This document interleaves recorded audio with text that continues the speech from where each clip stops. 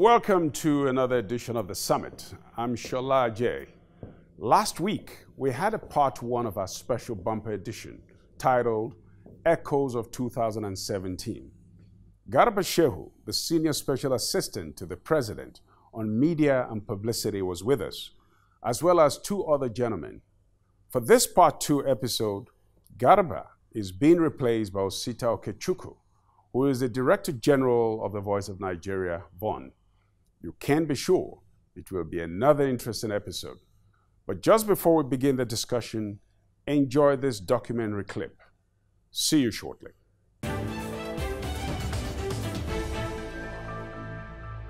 Anyhow you look at it, the year 2017 was a very interesting year. At least for the first 3 weeks of that year, all eyes were focused on the United States of America as the swearing-in ceremony of the then President-elect Donald John Trump drew closer. The first few days of 2017 was filled with even more suspense because the Electoral College votes cast 2 weeks earlier on the 19th of December 2016 were scheduled to be counted on the 6th of January.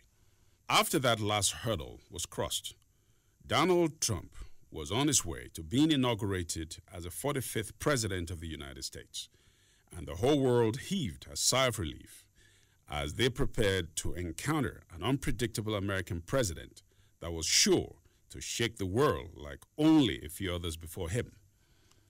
Back home in Nigeria, the year began on a sad note with news of outbreak of meningitis, which lasted for about 6 months and was not successfully contained until it had claimed 1,166 lives across 24 states. Unfortunately, out of a total of 14,513 cases recorded, almost 7,000 affected children between the ages of 5 and 14 years. Zamfara, Sokoto, and Katsina were the 3 most affected states, accounting for almost 90% of the cases. Before 2017 ended, Nigeria almost faced health challenges from the sudden and inexplicable outbreak of monkeypox. Unlike meningitis, the monkeypox epidemic affected 14 states, mostly from the south. Then there were massive cholera outbreaks in several states, which later spread to an IDP camp in Borno State, hosting about 20,000 persons. There was also an outbreak of hepatitis E, as well as Lassa fever, yellow fever, and measles. However, the biggest news of 2017 was the medical vacation of President Muhammadu Buhari, which nearly upset the political balance of Nigeria due to the uncertainty it generated. President Buhari first left the country for United Kingdom on medical leave on January 15, 2017. He requested an extension of the medical leave and returned to the country on March 10, 2017. Upon return, the president avoided the public for about 3 weeks and finally proceeded on an indefinite medical leave in early May. He spent 103 days and suddenly returned a day after protests were scheduled to take place in the United Kingdom by a group screaming, "Return or resign," as their mantra. One notable thing that took place during Muhammadu Buhari's absence was the signing of the 2017 budget, which had to be done by then acting President Professor Yemi Osinbajo on the 12th of June. Several other remarkable events took place within the year 2017. Walter Samuel Nkanu Onnoghen was sworn in as Chief Justice of Nigeria in March after a delay that created some uncertainty in the polity. 2 days after the new Chief Justice of Nigeria was sworn in, the Independent National Electoral Commission, INEC, announced dates for the 2019 general elections. It later released a detailed timetable in January 2018.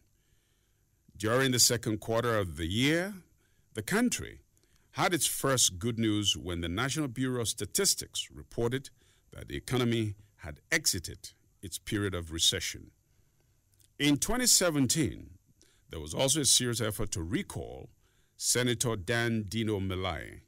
That effort is still ongoing, a minister in the Muhammadu Buhari cabinet, Aisha Al-Hassan, openly pledged her support to former Vice President Atiku Abubakar, claiming that she was present when then-candidate Buhari promised that he will only serve one term.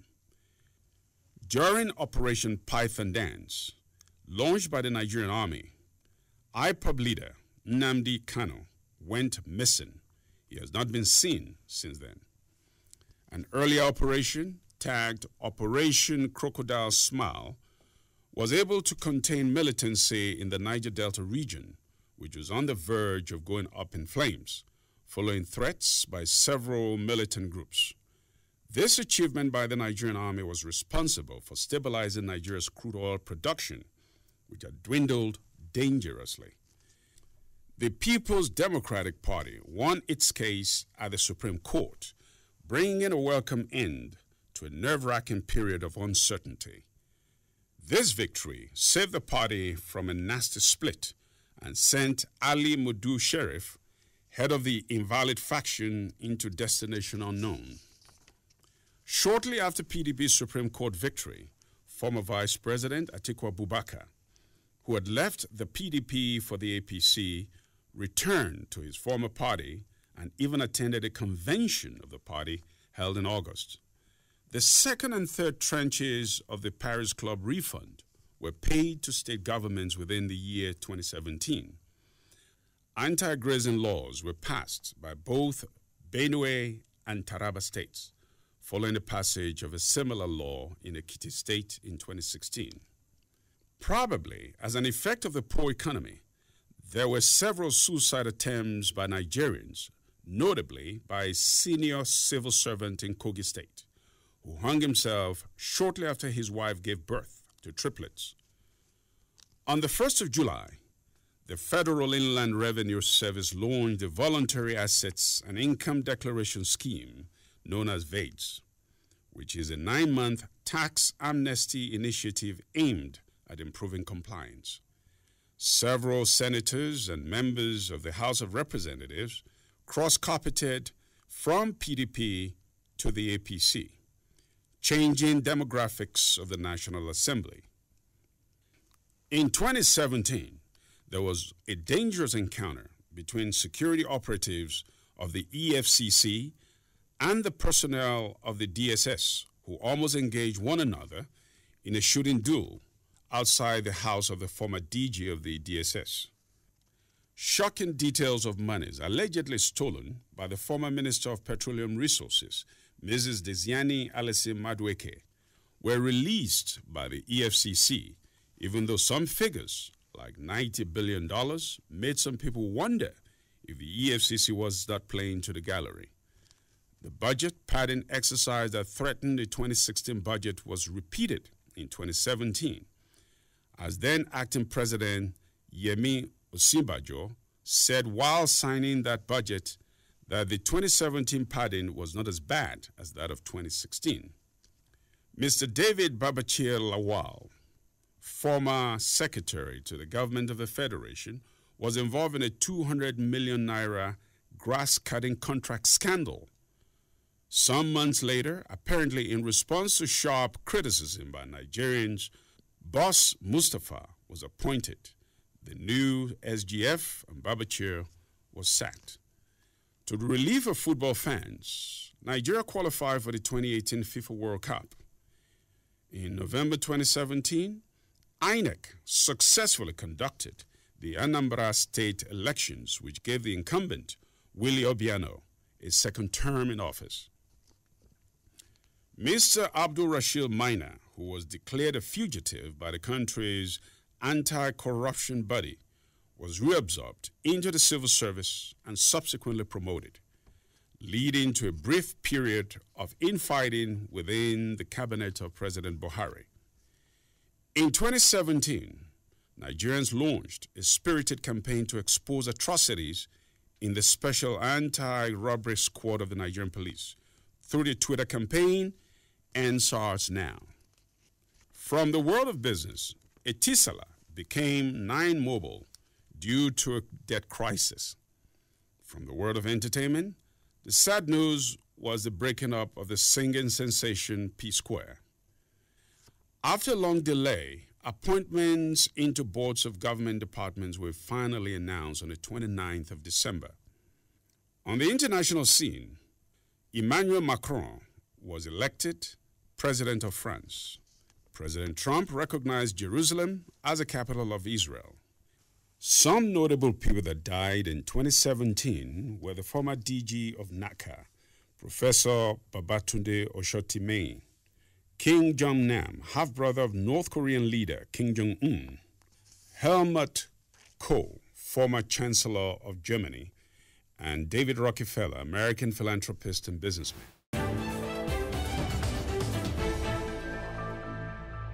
Welcome to this week's edition on Echoes of 2017, which basically is a follow-up from what transpired last week. We had the current senior special assistant to Muhammadu Buhari, who was with us. And this week, we're replacing him with Mr. Sita Okechukwu, who's a member of APC and DG Voice of Nigeria. But the other two gentlemen don't need too much introduction. DG Adeyanju from Mumu Dandu. Thank you. And Stanley Bentu, a journalist and a media personality. You're welcome. Thank you for having us. We touched on several subjects last week. The discrepancy between the Ministry of Finance and the EFCC as far as the amounts recovered so far.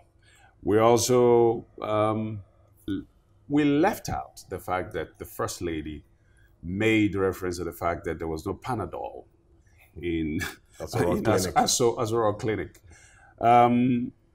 But we spent quite a bit of time on the poor health, on the poor situation with our healthcare system. So this week, we want to tackle some of it again. But most importantly, the one thing that keeps coming across, everyone says, is corruption, corruption, corruption. We'll delve into a little bit of that. To clear certain things up, Osita, what is the situation from what you know about what the APC is currently doing with the health sector? Of course, you're also in the media industry, so you should have quite a bit of information about that. Thank you very much. The point of the matter is this. Comprehensively, on the federal side, President Muhammadu Buhari had taken it upon himself to dig deep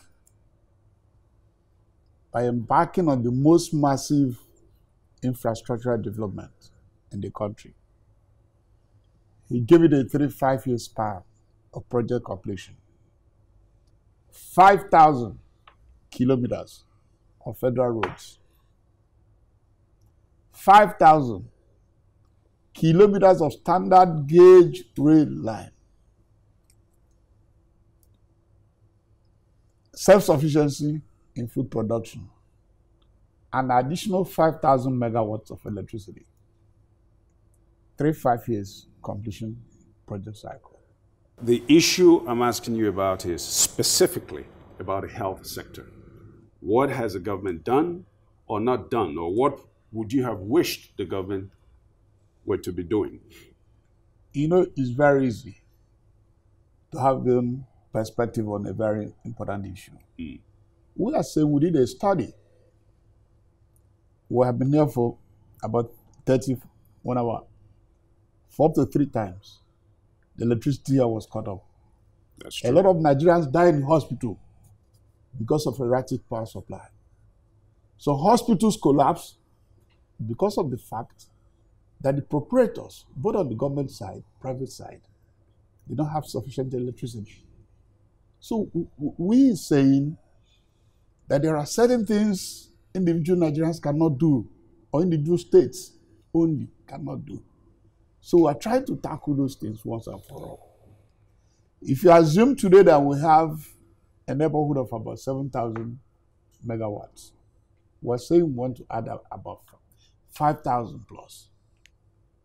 one of which is in Mambila hydroelectric power plant. Okay. It's going on already. It's going you. to produce about 3,000 megawatts. All right. Irrigates thousands of hectares of land. Over the years, in the past 60 years, Right. over 2,000 primary healthcare have been built. Why are they not working? One of the reasons is electricity.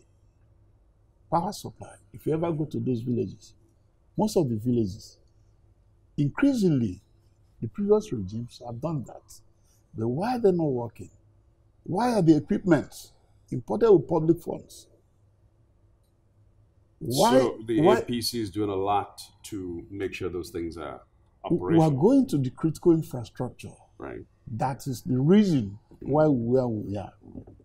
We're starting with that. We're saying if you don't correct those physical infrastructure, the critical ones, Okay. You will tell us exactly what you're doing to correct those critical infrastructure. Deji. Yes, please. We talked last week about the problems with the health sector. Yes, indeed. Now, back this week, because we had a lot of feedback that looked as though this administration was being pounded. Yeah.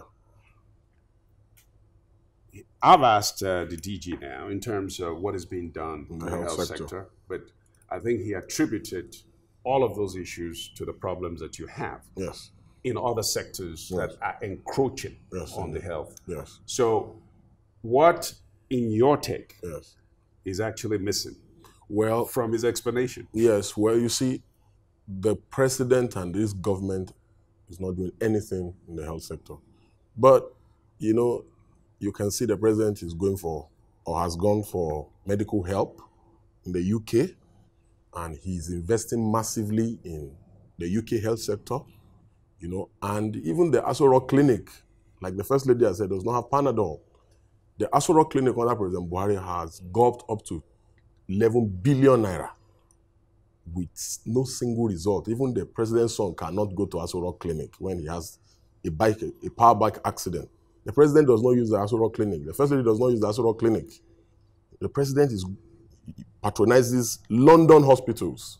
You know, so that's the kind of change we are witnessing in our country, where the infrastructure they met, they have completely crippled the infrastructure they met. No, when you on say ground. I'll give you examples. I'll give you examples. You see, if you go to the Aso Rock Clinic, when you say they cripple the infrastructure, that sounds like a deliberate. Hold on. I will give you a simple example. When you go to the Aso Rock Clinic, then you begin to wonder, was this not the same Aso Rock Clinic that everybody was using 3 years, 4 years ago? Why have things gone so bad on that change? People that are supposed to be transparent. A man that cannot stop corruption in Aso Rock Clinic, how do you expect him to stop corruption in Nigeria? For instance, he was talking about infrastructure. The street lights in Abuja, go to Area 1 and drive to Kubwa. The street lights, they were not built by the APC government. The road from Area 1 to Kubwa was built by the PDP government, by the previous government. Now, the street lights from Area 1, just drive this night now, drive out. The street light from Area 1 to Kubwa, you will not find 10% of the street lights on. They can't even maintain common street lights, not to talk more of maintaining the roads. So how do you expect people that cannot maintain street lights? Look, you just go around Abuja and see the level of rot and decay that you will see within this is where the entire diplomatic corps in the country, what image, what perception are these people passing across to the rest of the world when you are driving on the airport road at night?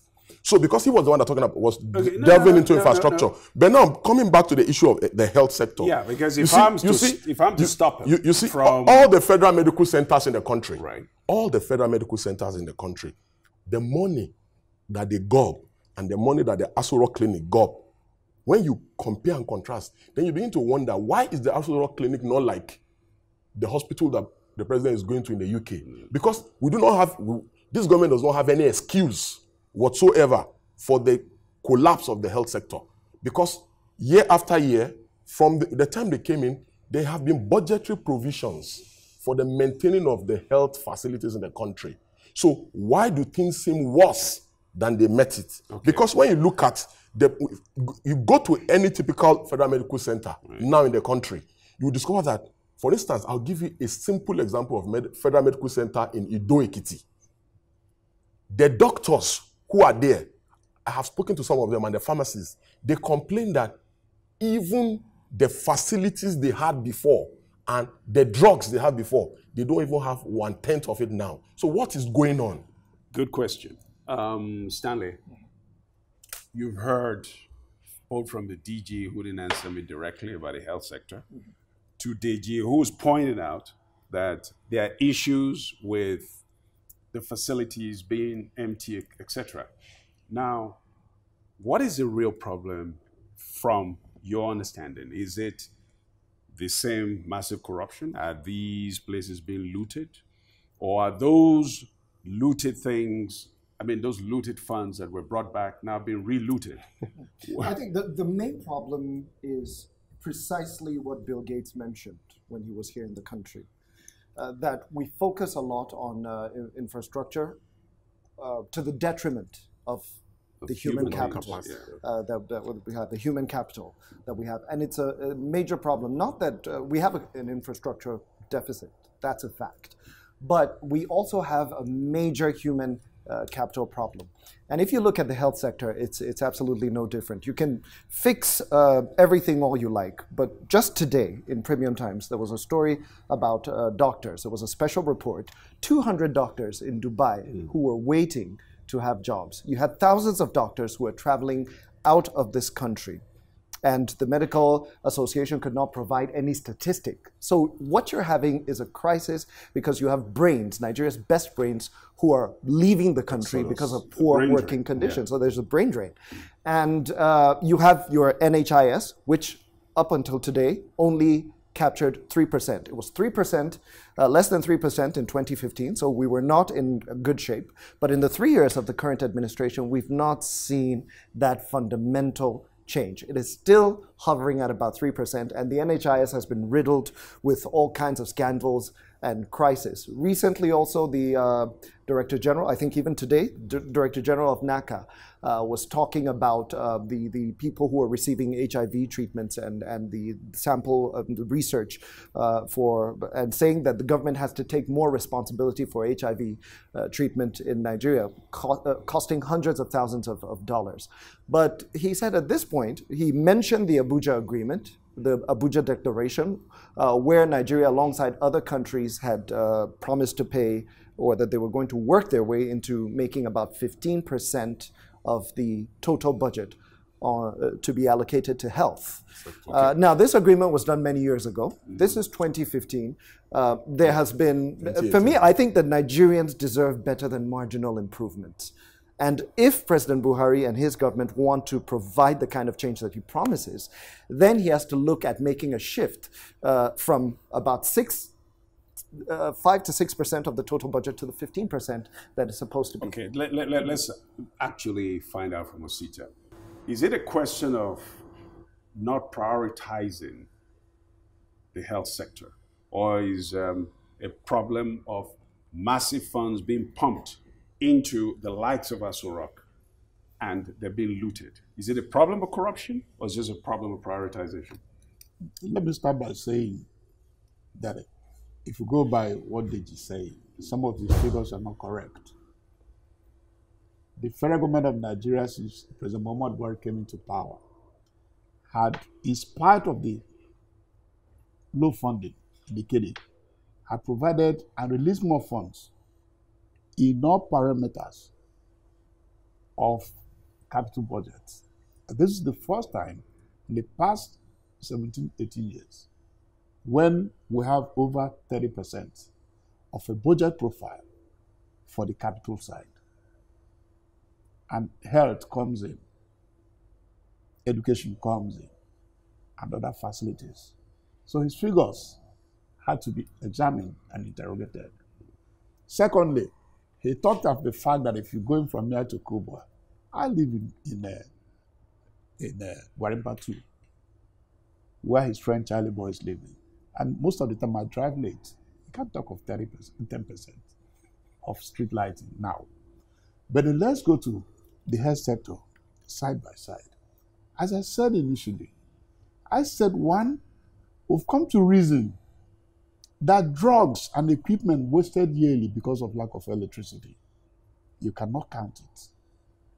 We'll continue to do the normal budget profile for those facilities. We are not neglecting any. And anybody that is sincere with prudence, accountability, and transparency in the management of public finance. If anybody says that President Muhammadu Buhari regime had not improved to a certain degree, better than other government we met, vis-a-vis expenditure profile, accountability, and the prudence, that person might have his own misgivings about the government, but it's not being sincere. Okay. May I come in here, sorry. Let's just have a quick break. We'll be right back.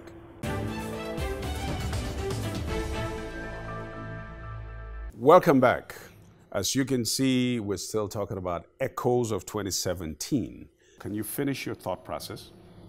You know what I'm exactly saying? In all parameters, nobody should forget that the years he's referring to, for instance, between 2009 and 2014, we had an average of $70 billion from oil and gas, average, and more than that. In some of those years, we had $94 billion, some 99. Unfortunately, or by coincidence, in President Muhammadu Buhari coming to power, neither did he meet much of the savings on the desk, and the oil plummeted below $40 per barrel. Luckily, it's rising. But in spite of that, we maintained a better budget profile in all the facets. Don't look at the jumbo they have provided. Look at how much that was released. Because the one you release is the one you could actually count on by the federal government of Nigeria under President Muhammadu Buhari. And as my friend Stanley said, Stanley, Bill Gates is a good friend of Nigeria. We owe him a lot for the interest he has shown in Nigeria. But Bill Gates knows as well that those infrastructure he's mounting on in America, he forgets. He takes it as a natural course of events. The rail tracks, the speed rail, the standard gauge, it's very easy for him not to look at it. But he forgets that even the doctor who wants to run for an emergency requires modern transport system, without which some patients die because the doctor could not reach the patient, or the patient could not access good hospitals. So this is what we're trying to provide. While we do the normal budgeting profile, which is still far off, both in the amount of money spent, in the management of public finance, the prudence, and the issue as well that we're now looking on the main critical infrastructure that have made our health system to collapse, that have made our students to go back to the hostel in the night and there's no light to read. Okay, let me, there's no doubt that much of what you've said is well known. And that is knowing full well that the oil debacle, when the government came in, and the amount of money that the APC government seemed to have inherited. The issue that one continues to ask is it that there are no incremental successes by APC, by looking at saying, in this sector, we did this, like in the health sector, for example. The issue of the ASO clinic should never have arisen. Stanley? I feel one of the biggest tragedies of Nigeria is that we have been lost in the political argument.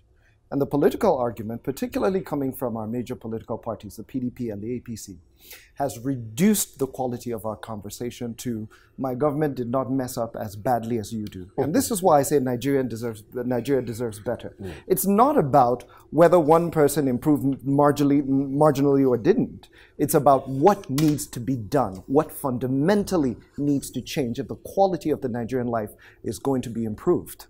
And as far as the health sector is concerned, I want to share a story with you. Recently, we went to Benue State with a team, and where the attacks took place. And we went to Ayim, the village where this attack took place. And we discovered something.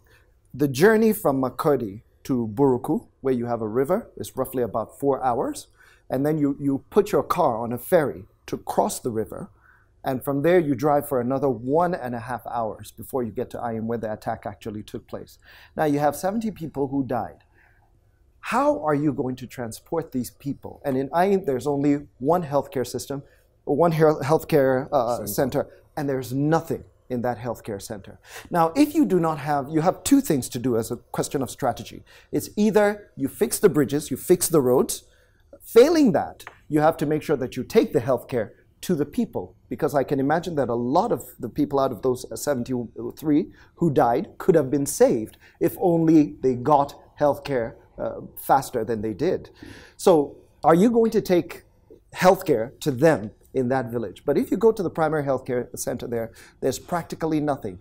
In Taraba State, when they suffered attack, they had to cross the border into Cameroon, take their injured into Cameroon to receive in Bamga village, which is roughly about 20 minutes from Cameroon, because on the Nigerian side, you're basically they had to agreeing go with much him further. That the infrastructure. Now, if you don't have infrastructure, so yes. it's either you're going to tackle that, but you don't have time, you have less than a year, or you have to tackle making sure that you deliver healthcare materials to those areas. If you can't bring the people to you, then you have to take these materials to them. You may not have roads, but you do have helicopters that can deliver these things. You do have other ways that you can do that. No, I disagree with him in the sense that I don't feel that there is a fundamental change in our healthcare system. And I think it's a question of faith. But what he said, were you actually listening?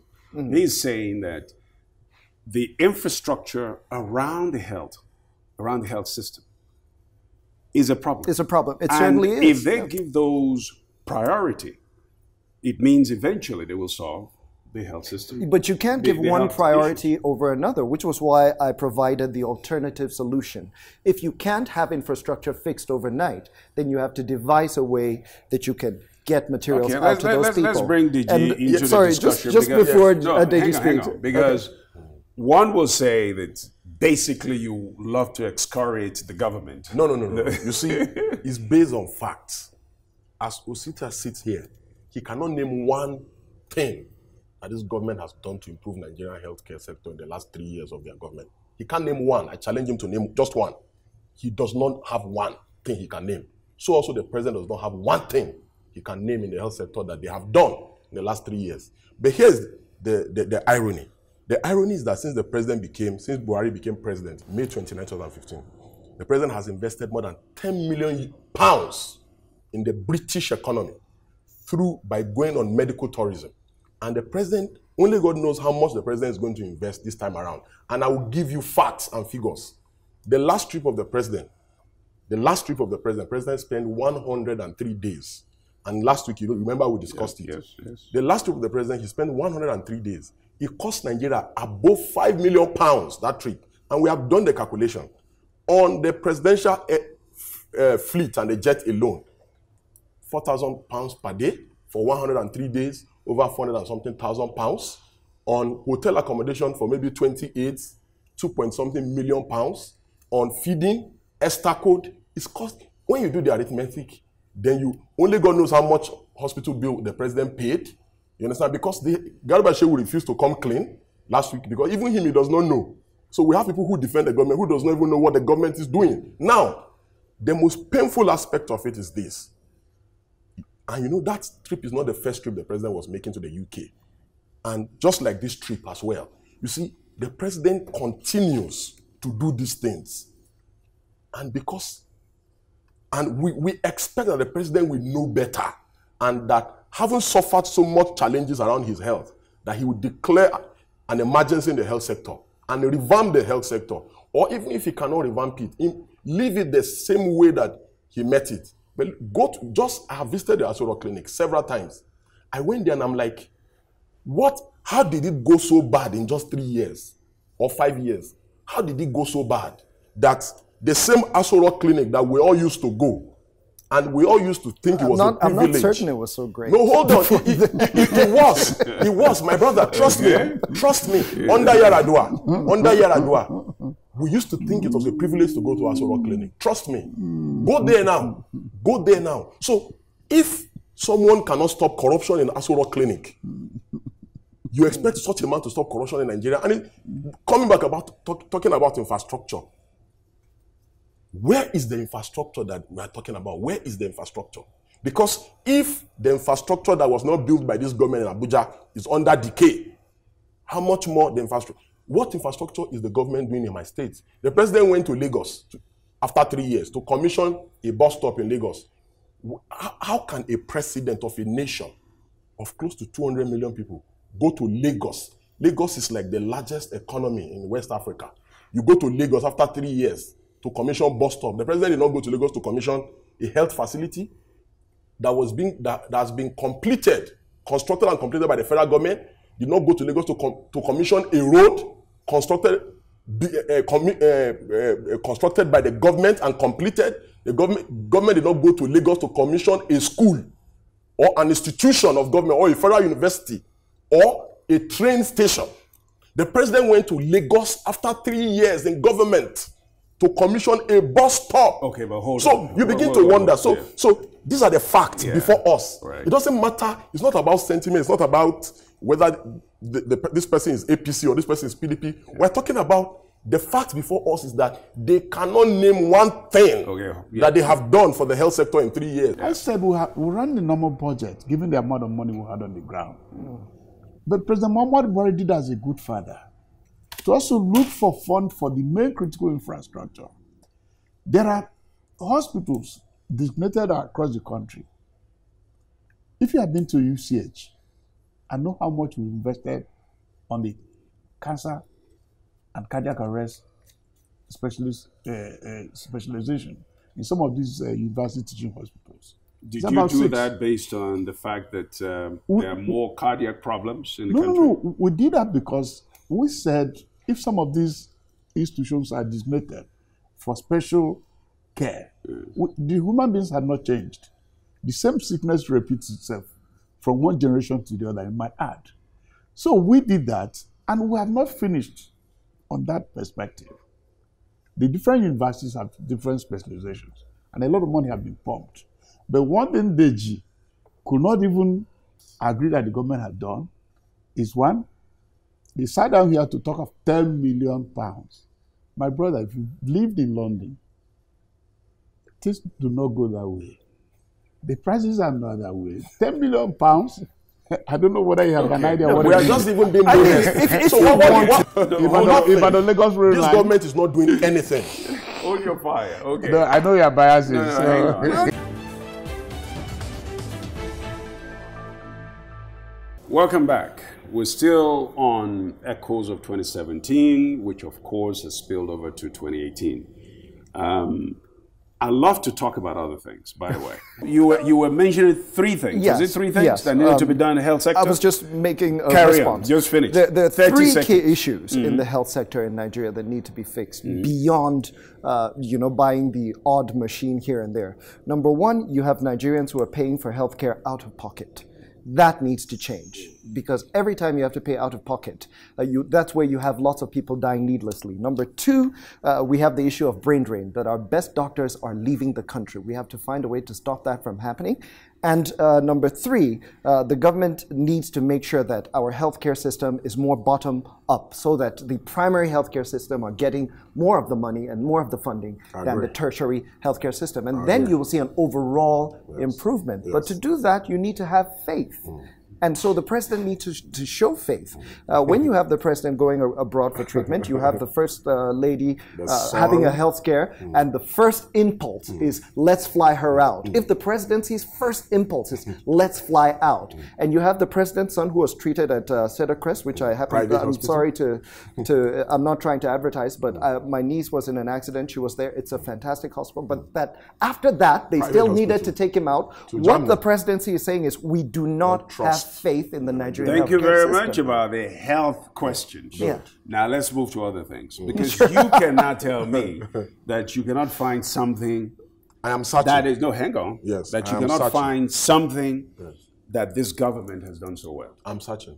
You're searching. But let me tell you Let me give you a direct answer. The government has done great. Hang on. Recently, I was literally flipping through the channels, and an alternative channel to AIT, was busy talking about, there was a reporter who was busy talking about certain people being convicted for corruption, which the APC government doesn't seem to have had anything to do with publicizing some of their successes in that area. You see, so why? Let me start with him. Okay. Why is it that you even in some of the credits that belong to you, you don't know how to claim it?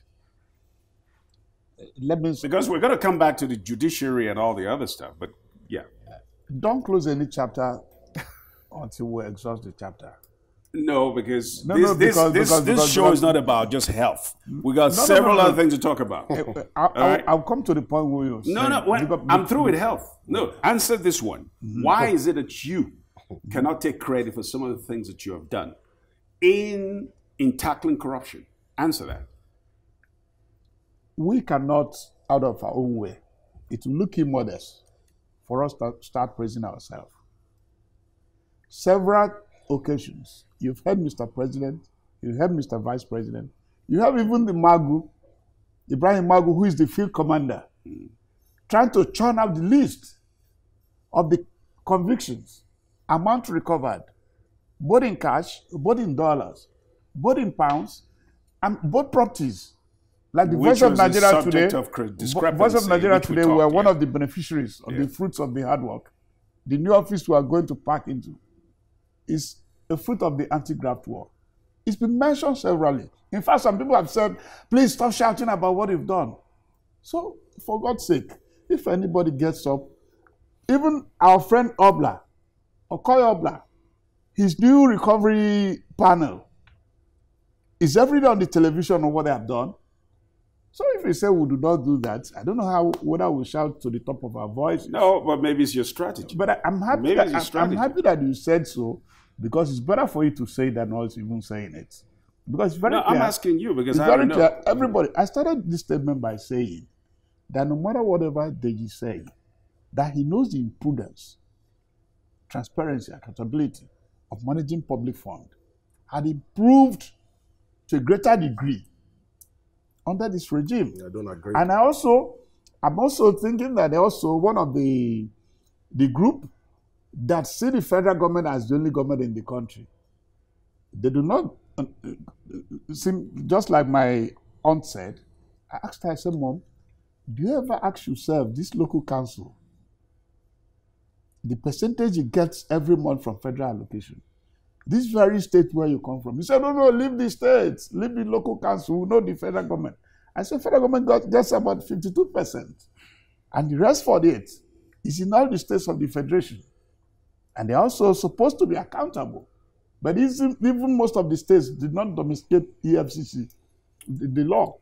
They don't even do anything about anti-graft war. But when it became the federal government, we accept that.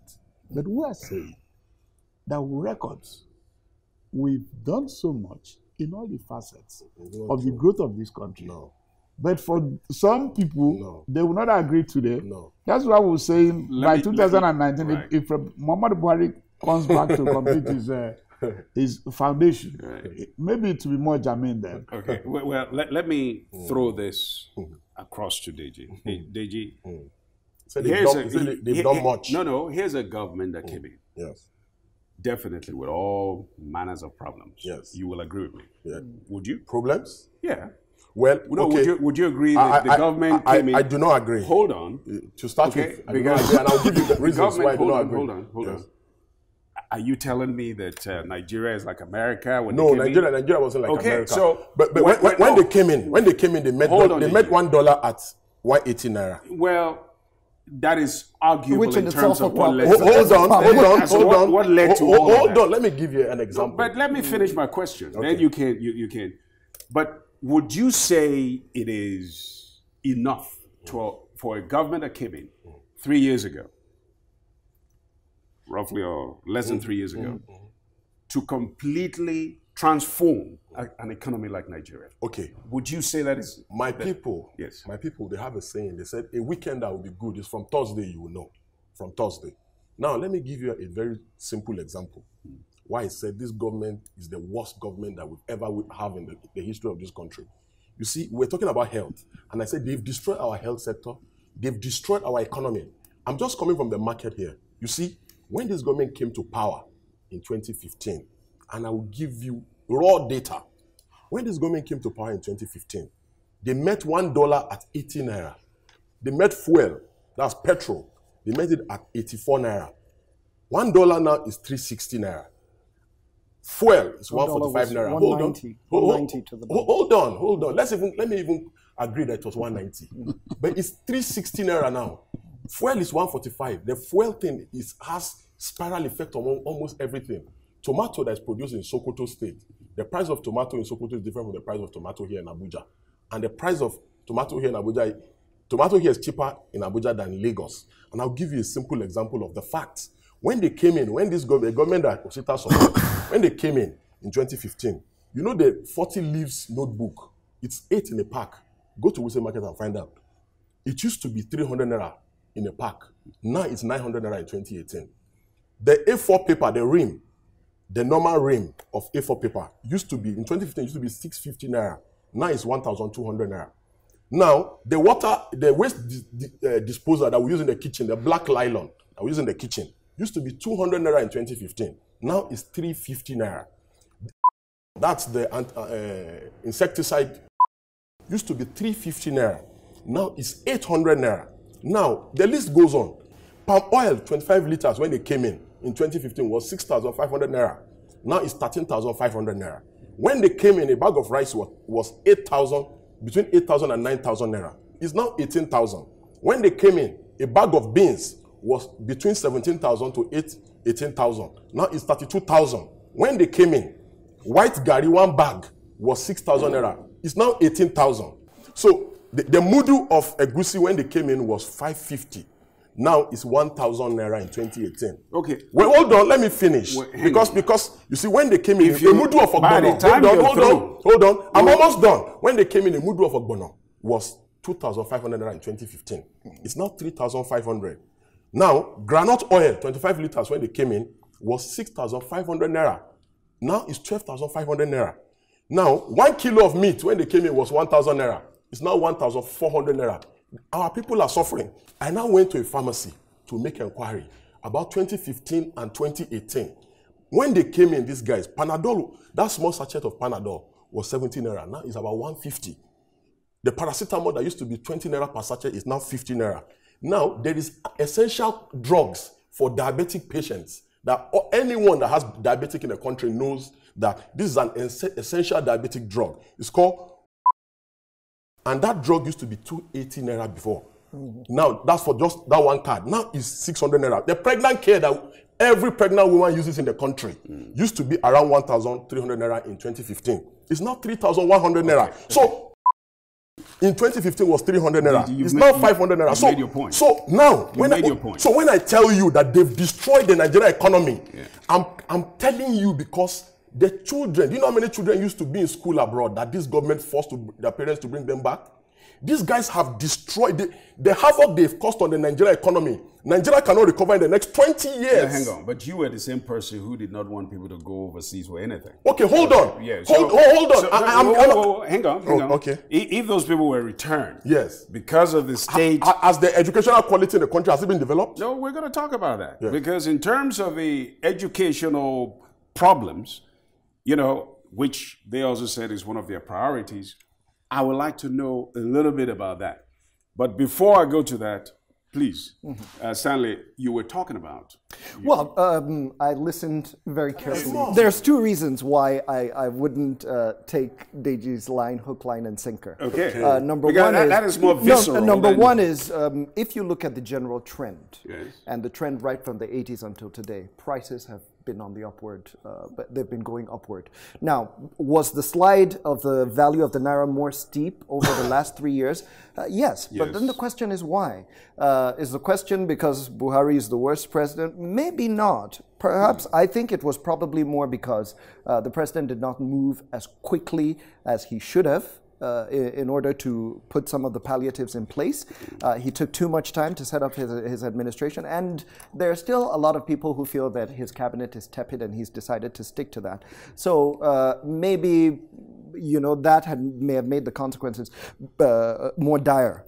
But it's still, the question still remains that the Nigerian economy has been fundamentally weak for a long time, and it goes beyond the current administration. But I can also remember that when Buhari came in, there was a lot of pressure on him to devalue the naira, which he resisted for quite a while. Yes, and maybe a lot of economists say that was not the smartest thing.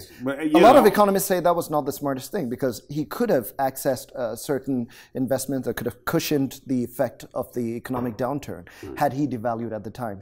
When we were delisted from Morgan. Egmont Group.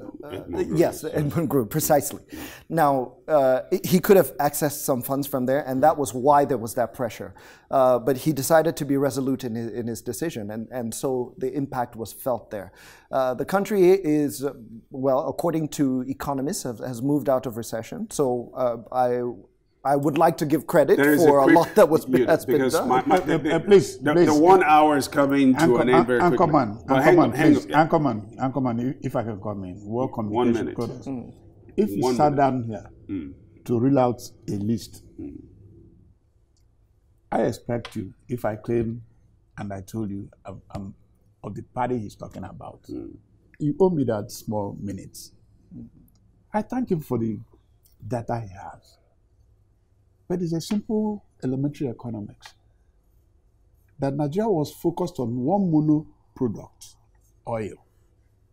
And we do not determine the price. So you agree the economy is worse now? Let him finish, please, please. I thank you for your data. But what we're saying is Nigeria is blamed over the years for being a mono economy that depends on only one product. And you do not determine the price of that product. So anytime it nosedives, the ripples occurs. And President Muhammadu Buhari today, more than any other regime, is undertaking a diversification of the economy so that we do not depend on only that product. And if you understand what he's saying, you go to the market, you are selling, you are getting a product at 100 naira. Suddenly you are getting 40, below 40. There's no way it won't hit your market. So I understand what he's saying, but for him, he fails to understand. We noticed that problem. We agreed with the problem. And are we looking for a solution? We said yes. That we want to diversify our economy. We want to provide for even those private sector who had not been doing well because of the high cost of production in Nigeria. The simple biscuit produced in Abeokuta is costlier than the one produced in China. You have to battle. We even went up to the extent of saying to discourage people from importation. We banned about one item. I give you only 1 minute. So what I'm saying is that the solution, they were solution denied access to foreign currency. The solution, because when you do not have the dollars anymore, as much as you used to have, naturally there are consequences, and that consequence was not caused by President Muhammadu Buhari. Rather, what we are looking for is how do we diversify that economy so that we do not which people have failed to do so. Okay, well, you have failed to do so. I don't think between the two of you, the fuel price that was 84 naira before. You can't control that because you have little funds. It's 145 now. When you promised to build refineries, where are the refineries that the president promised to build when he was campaigning? Well, he said he will build one refinery in each geopolitical, because you say you're a member of APC. They said they were going to build one refinery in each geopolitical zone, and the fuel was going to drop because these are simple arithmetic. Where the refinery? The president has focused more on traveling than building refineries. Today, the former president of South Korea was given 24 years in jail. Yes. Great. Zuma of South Africa, who's just been first trial. recently He was in court. kicked out, has been dragged to court over some arms deal that he did 20 years ago. Yes. And Da Silva. Lula da And Lula Silva Yes. is facing 15 years. Yes. What would it take for any government, or do we need another Buhari, Yes. to be able to bring some of the untouchables Yes. to justice? Yes. What's going on? Thank you very much. You know why I'm thanking for that? On May 13th, 2010, you never want to refer to that. Maybe you want to cover those who are there, but we'll soon bring them to books. Openly, the then federal government of Nigeria now were awarding $23 billion of what they call the three greenfield refineries. One was to be in Bayelsa, one in Lagos, one in Bayelsa, in Kogi. Neither did Nigerians see the $22 billion, not the refineries.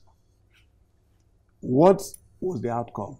The outcome is that we lost trillions of naira in importation of finished petroleum products. In 2003, 2004, the federal government of Nigeria awarded Lagos-Kano rail line about 1,400 kilometers, old gauge, at $8.3 billion. At the same time, the Chinese awarded a town called Gomod to Lhasa, 1,142 kilometers, standard gauge, for $4.2 billion. The rape of the Nigerian economy was what made us not to have any fund when we came in. If there was savings, So what you say? Buhari could have built the refineries. Where did you take There the was no money? savings. The money you first Which took. one? The money you first took and gave to the governor, was it not from the sovereign wealth fund? You took it. Then you took money from excess school account. Because the then people you, were then you dying kept of borrowing. hunger. Who saved the money? Then you kept borrowing. You Gentlemen, have President been cannot- borrowing money. You Gentlemen. guys have indebted Nigeria. Mr. President, Next time, we will tackle the issue of corruption on its own. Gentlemen, you've been fantastic. Ladies and gentlemen, we have to thank our guests. There's Osita and Stanley and Deji. Deji, I think you're literally looking for a third round. I wish I would get Echoes to of the third round. 2017, there's a lot to cover. But in terms of all of the issues relating to Nigeria's growth, Summit will continue to bring you fantastic personalities like this to be able to tackle them. Ladies and gentlemen, we thank you for watching. At last, we have come to the end of our special historical edition, Echoes of 2017. We believe that our guests have been able to analyze some issues that marked that year, and that you, our viewer, now have a broader perspective. Until we come to you again next week, please accept our sincere gratitude for keeping faith with us. I'm Shala J. You've been on top of the summit.